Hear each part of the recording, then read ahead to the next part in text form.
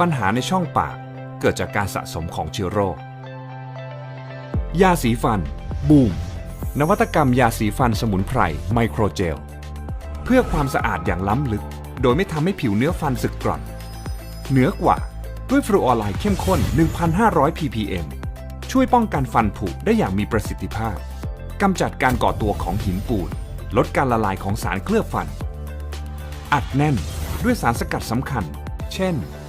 คาโมไมล์ยับยั้งการเจริญเติบโตของแบคทีเรียในช่องปาก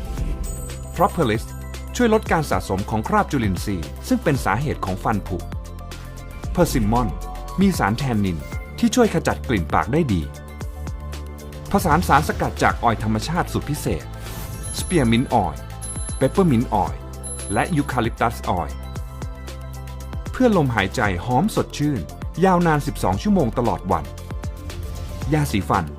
บูมยิ้มกันอย่างมั่นใจ